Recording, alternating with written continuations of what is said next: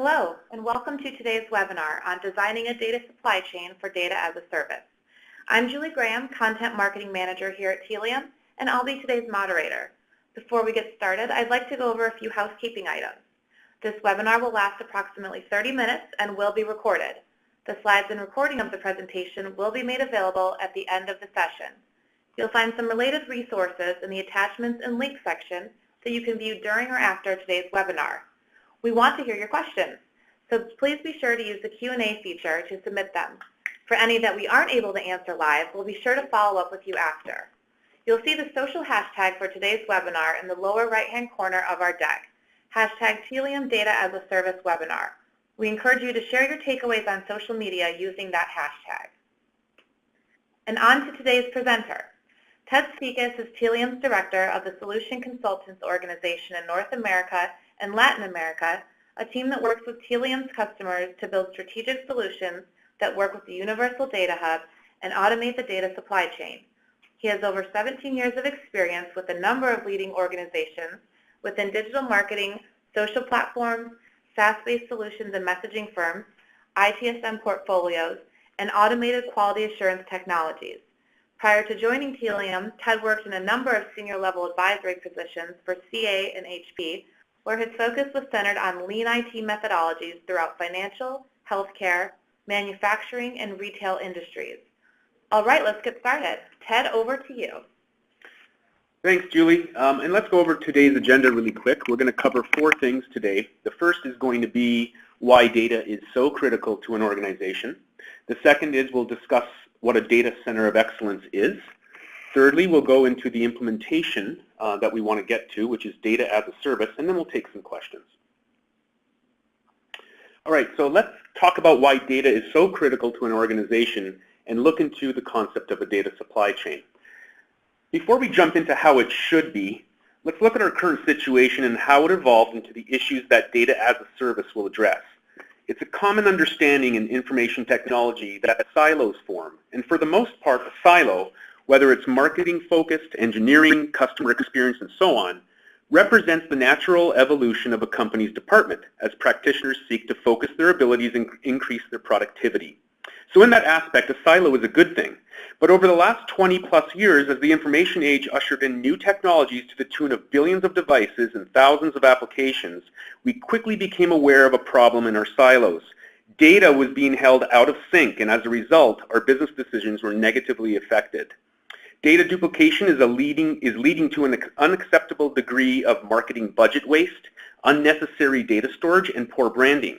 Incomplete data sets cause poor decision-making across the company's departments. Stale data results in inaccurate record keeping, and business intelligence suffers because of that. All of these factors lead to a general malaise.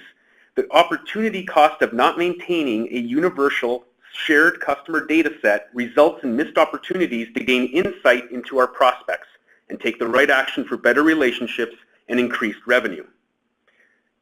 So the biggest takeaway that we are getting from these problems is this: there is no single budget nor department that can feasibly solve these data challenges. The solution must come in the form of a new discipline governed from the top down, with buy-in from each business and IT unit. The presiding goal must be to manage data independently of applications and customer experience and touchpoints. In order to do that, there are 5 requirements that must be met. First, data must be trusted by each department, and to earn that trust, the data must be available for use in real time and not allowed to get stale or mishandled. Secondly, we must standardize the request and delivery of customer data to each and every department at the same time.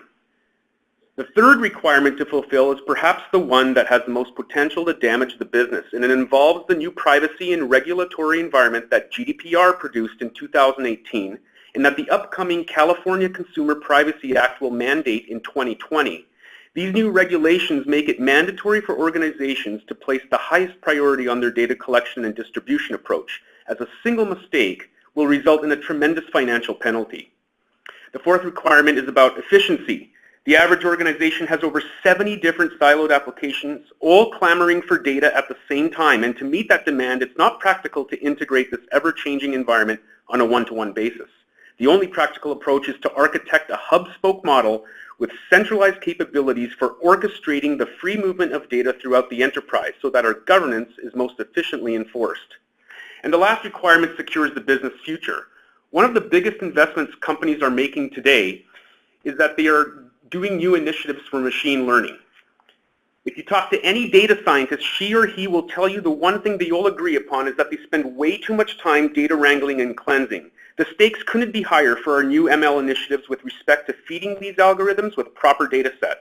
It's absolutely critical to orchestrate the valid features in your ground truth data sets directly to an ML platform's prepared data set to ensure data integrity and consistency for your ML models. And in fact, an environment that has complete control and governance over data orchestration is the first step that should be taken prior to any move into machine learning. So let's explore how we're going to meet these 5 requirements. The first thing we'll talk about is a topic called the Data Center of Excellence. Building a Data Center of Excellence is a thorough process. A COE, as it's known as, is not a new concept. It's been around for a while. It has its roots in lean manufacturing, where for decades, the manufacturing verticals had successfully built optimized processes to more efficiently produce goods. But it works in IT just as well. A COE combines people, process, and technology for the purpose of providing an organization with a set of best practices and thought leadership to address a particular discipline. In this case, a Data Center of Excellence combines the thought leadership of personnel who are subject matter experts and practical administrators of data throughout the technology ecosystem. That means they're aware of the sources of data that your tech stack needs to draw upon and how to manage them. These groups of people are aware of data transmission and storage techniques, who build integrations and have worked with data-driven technologies as part of their job description. Having said that, the COE may or may not be an official department in the company. There are more and more instances of companies designating a chief data officer to run a Data Center of Excellence, but in many other cases, the COE is simply a virtual team.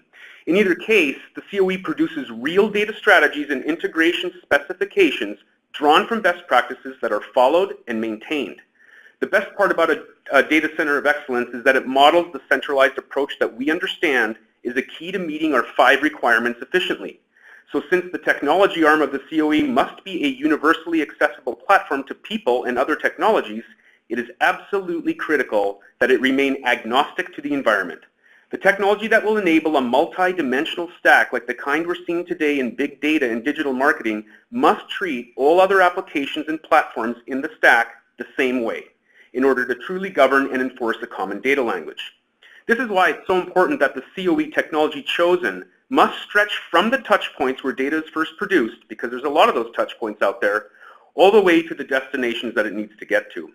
The Center of Excellence is about building the right data strategy and then operating a unifying technology that holistically provisions data from any source and orchestrates its evolution alongside what we call the data supply chain, where it ultimately ends up fueling every technology destination you desire. Now, from a process perspective, there's 3 disciplines that a data COE should be covering. The first is governance and architecture. A clearly documented blueprint of all sources of data is mandatory in the age of GDPR and CCPA, but it doesn't stop there. Understanding the pathways that data takes to become transformed into useful information are critical areas of governance. For example, when we think about the problems that some companies find themselves in when they're using customer data that is ineffective, or worse, not consented to, the root cause of this issue is that the topic of governance for these companies was only focused on the first touch. In other words, once the data made it into the organization, the company did not properly audit the changes to it over time. And suddenly, what was originally thought of as a simple collection of a few sessions worth of data on a person has now turned into a living persona that marketing departments should be taking more seriously and using properly. This means that governance and architecture extends beyond the sources of data and into the journey throughout the enterprise. Every single change to the data must be audited and tracked, and that is impossible to do efficiently if you're forced to do so in every single application that the data moves to. That's why this notion of governance and architecture demands a universal strategy. Unifying data sources in a centralized fashion allows the COE to then delve into the next discipline of security in a manner that makes sense for the modern world. It is impractical to expect to run a successful business today without having real-time capabilities that align with recent privacy regulations. The COE's expertise in ensuring that data regulations are followed, encryption techniques are in use, and the ability to prove consent through a well-audited and controlled data supply chain is critical to mitigating risk and indemnifying the company to potential penalties. The third focus or discipline that a good data COE will provide is a solutions design and delivery team. These are the personnel who understand the technical environment as a whole with respect to data management and who are working with the business in a collaborative fashion to ensure that data is delivered to them quickly, has integrity built in right from the beginning. Data collection technologies such as event streaming tools that work from SDKs and tag management systems act as a foundational skill set here, and then the expertise shifts to customer data platforms and their integrative capabilities within a modern environment. That modern environment consists of IT big data storage destinations that connect to data lakes and data warehouses, as well as the entire digital marketing ecosystem that fuels advertising networks and engages the customer in a variety of channels. The COE will codify a mandate that orchestrates and secures data every step of the way, so security experts can govern when data is saved, how it is used, and where it should go. And there will be complete audit trails from beginning to end for the first time, finally making it possible for the organization to build an official data chargeback model if so desired. A chargeback model is an approach that we see many organizations taking when it decides to provide a shared service to the enterprise. That shared service, if desired, can have its service metered and charged back to the departmental consumers that use it.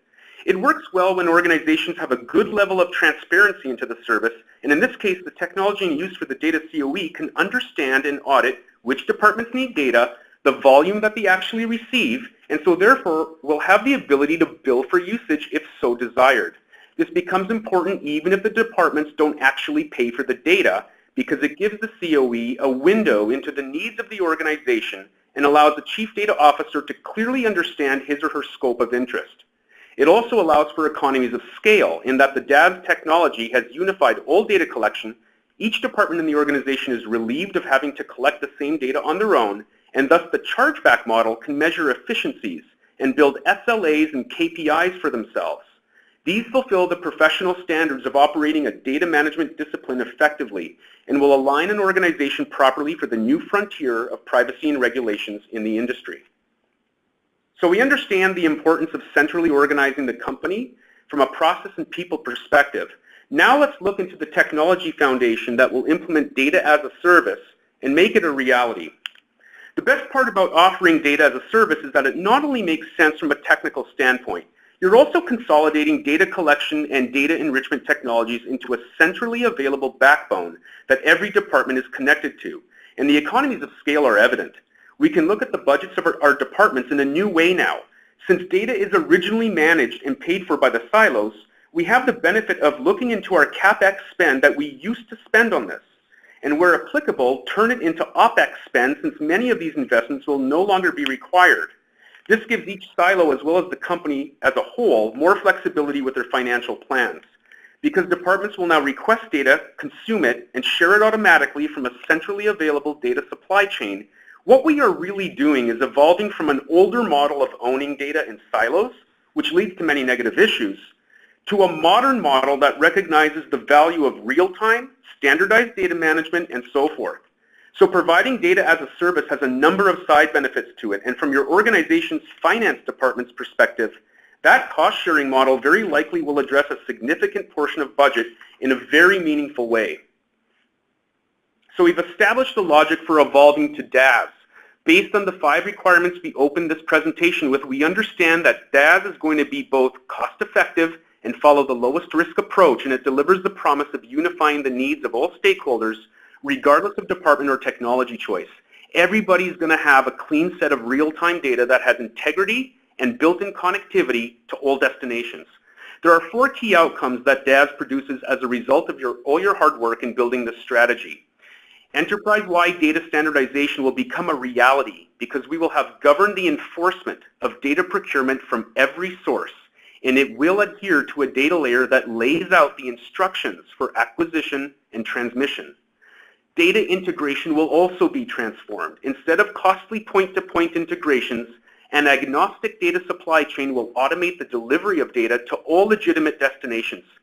Third, we'll have a new form of automation available to our organization, and this data automation will digitize how data is interpreted by human personnel and transformed into actionable insights over time.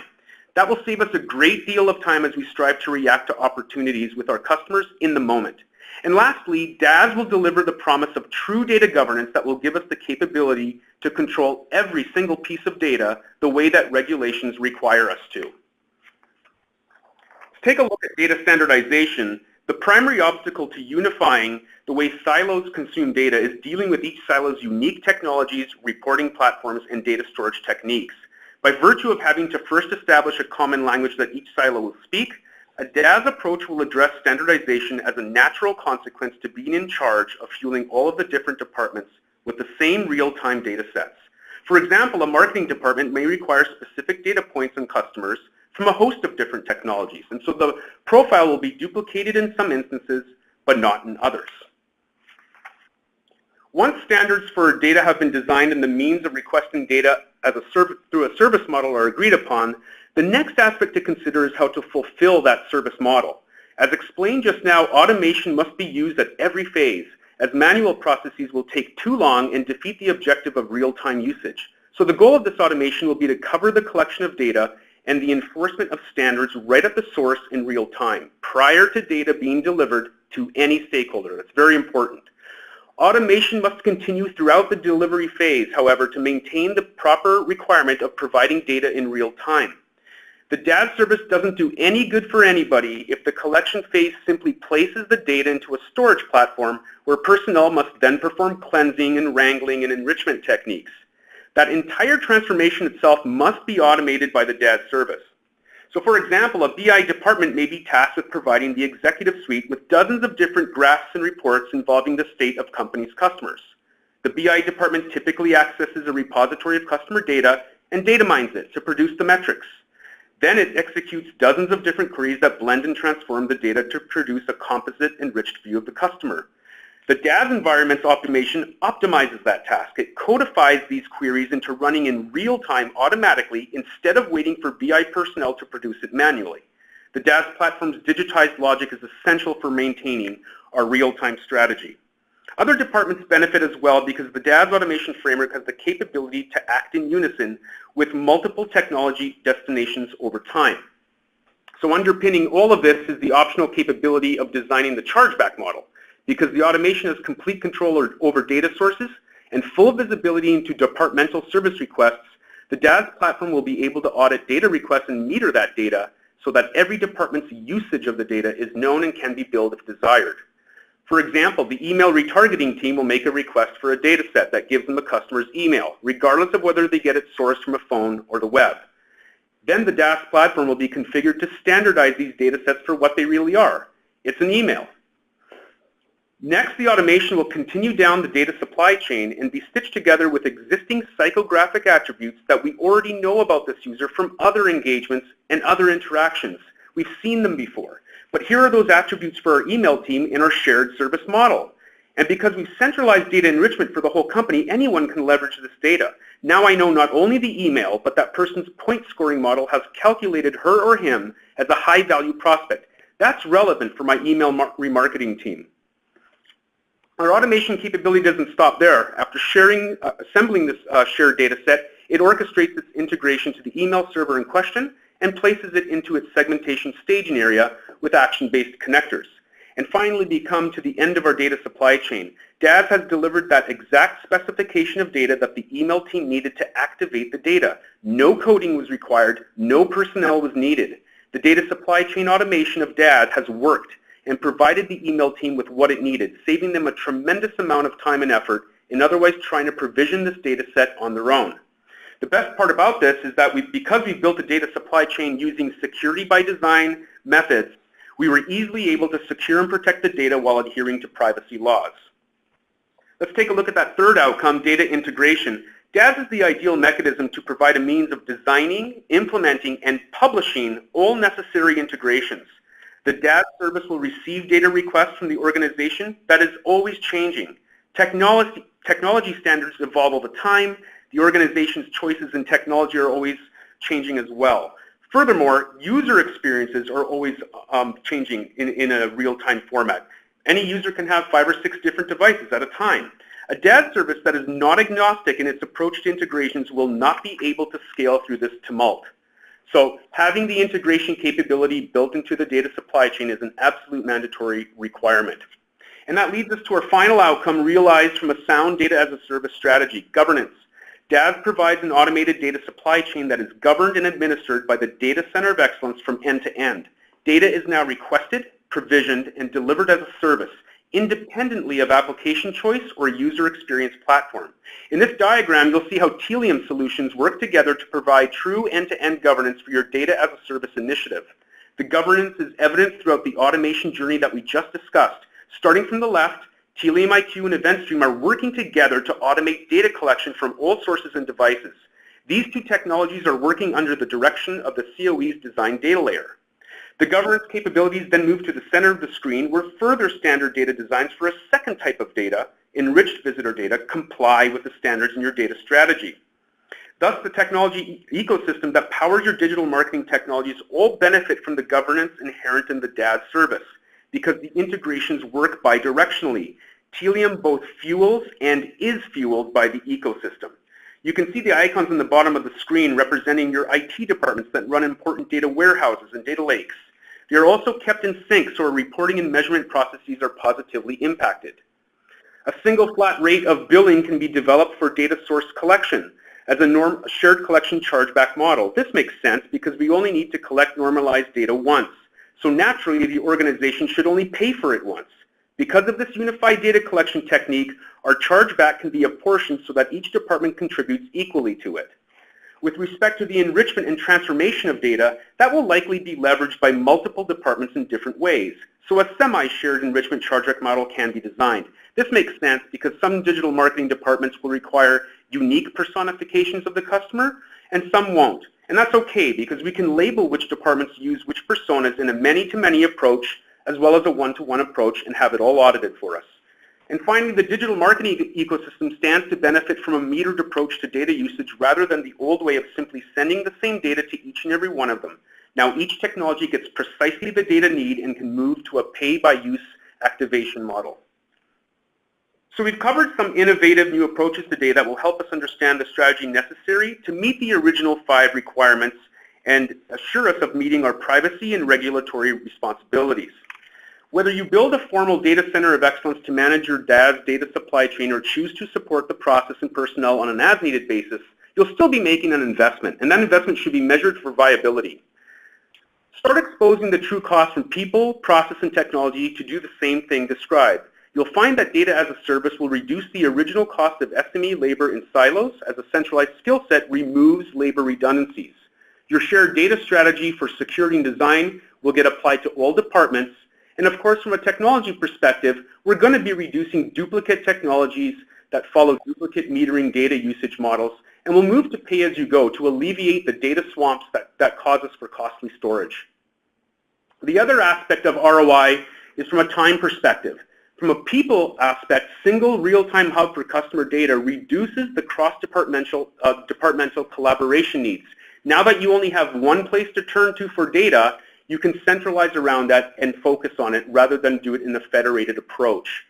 Process perspective, very similar. Since best practices and integrations are always available and current, you won't have to have that expertise sitting in your siloed department. And last but not least, from a technology perspective, DAS will be working in real time. It'll eliminate the use of all of those technologies that are very time-consuming to operate and probably weren't delivering real-time data for you anyway. That concludes this webinar. I want to thank you all for your attendance today. Here at Telium, we're extremely excited to offer the industry its first universal data hub that directly translates into your attempts to architect data as a service.